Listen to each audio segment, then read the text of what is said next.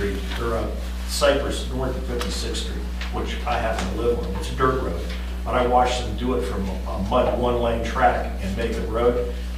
Everything I was ever taught in military engineering school, those guys hit it to the T. They did a wonderful job. Absolutely great. We're getting our money off of having the Newaygo County Road Commission do this stuff. We really are. So, any other questions? Yes, sir.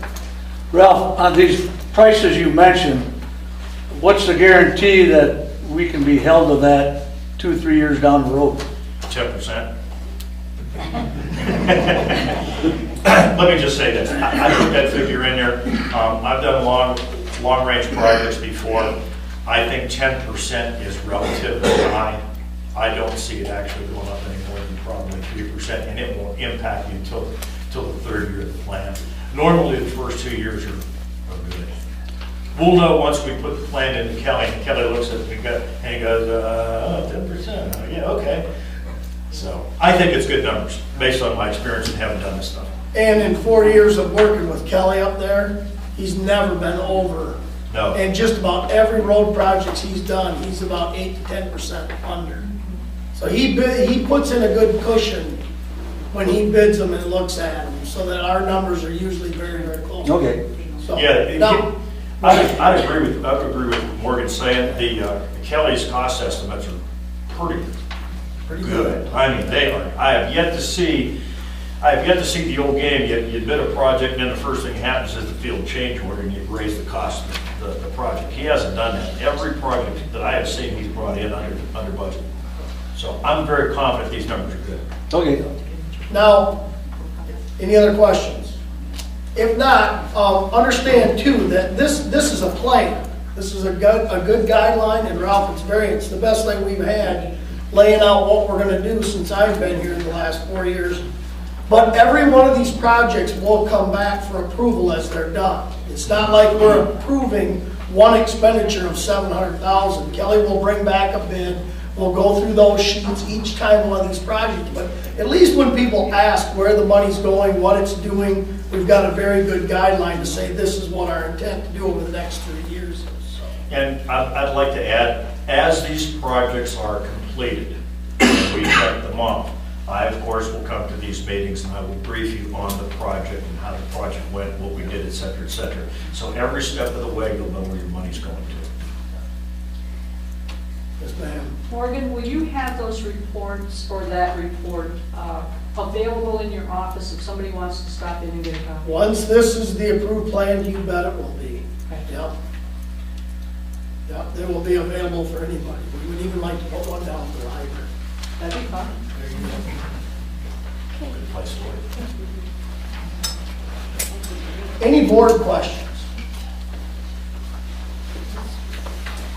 If no other questions, I'll entertain a motion that we approve the 3-year road plans. I'll make a motion. I'll second it. It's been moved and seconded to approve the 3-year road plan. All those in favor? Aye. Aye. Opposed? None opposed. Okay, this brings us to our discussion on the post office. At the budget meeting we had the last Friday of March, we kind of put together a small proposal for the postal unit to try to keep it going long enough to get to September, when there would be hopefully an election in August, and that's the deadline, would have been in August to get on the November election. Well, we all thought that was a pretty good idea and we'd help get this going, but then come to find out the schools no longer hold the election that they've always held in November, so there is no election in November. So that kind of put a monkey in that wrench. So we had budgeted enough money to keep it going till September 1st. But now, without having an election there, that's going to be a little more difficult and a bigger problem to do. So we have to relook at that. The other thing is to actually make it to there with the money budgeted, we had to cut back some of the hours. So that process starts with a call to the Newaygo office, which then in turn sends you to a lady named Joanne, which in turn send me to a guy named Tim Tong out in Colorado. Okay, and you know, talking to him was very frustrating because he wouldn't answer anything straight. They tell me that if we're going to cut the hours, we have to have approval. And I said, I'm not really asking. We only have X amount of money to fund this. And we have to cut the hours. Well, you have to have approval. I said, well, I don't know what to tell you, but when I can't pay the ladies to be there, I don't think they're going to be there. So the hours are probably going to get cut whether you like it or not. Then he says to me, well, why are you doing it? I said, because we have to make it manage his money. It said, and he says, well, that thing is a CARS system, correct? CARS, C-A-R-S, I don't know what it stands for. I said, yeah, it's a CARS system, that's what we have down there. He says, well, for us to keep it going, it has to be over $100,000 a year in sales. I said, we're not, we're at 60. I said, are you telling me you're gonna close it?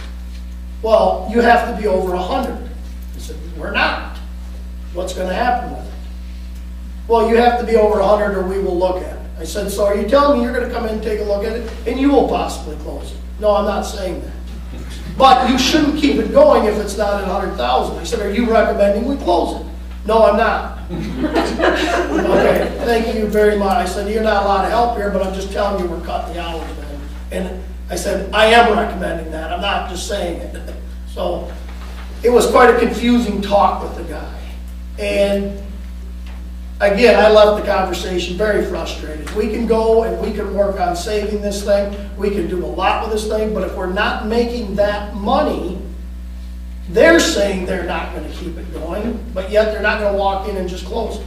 What they are going to attempt to do then is take the 10% we are currently getting and bring it down until their end matches.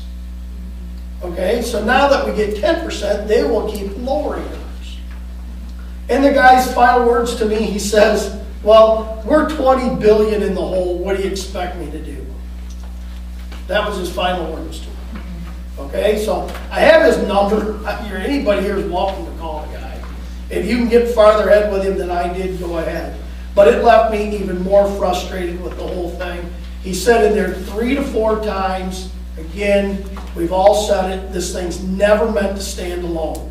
This should not be alone. It should be tied to a business. They go inside. You're the only one that is like this.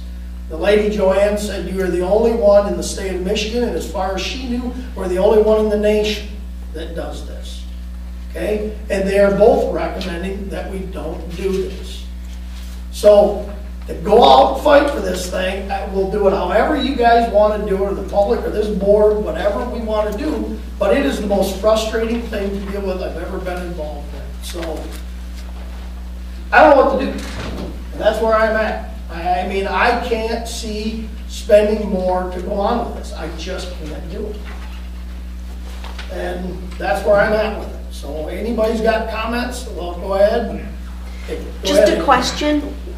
What is the rank of the person you spoke to in Colorado? I don't know his rank, Andrea. He was the guy they patched me to. In Colorado. But he was the guy that made the decision himself on whether or not we got a rate increase. So our rate increase went to him. Anything above the offer, the 10.54%, had to go to corporate, and then they would patch me to Washington. But he said, they won't give you any more, so I never even sent it through. I made the decision here. So whatever his ranking is, he's allowed to make that decision. So the buck stopped with him as far as our rate increase. And the way I'm kind of understanding it, that he would approve the hour change.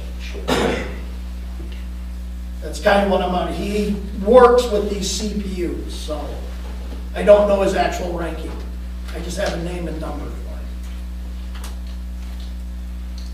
Morgan? Yes, ma'am. Now, what we do at the CPU, all of the monies that we make, besides what the township takes, goes to Newaygo. So that's helping them. And the gal that I talked to at CARS says it's not costing them anything. CARS now,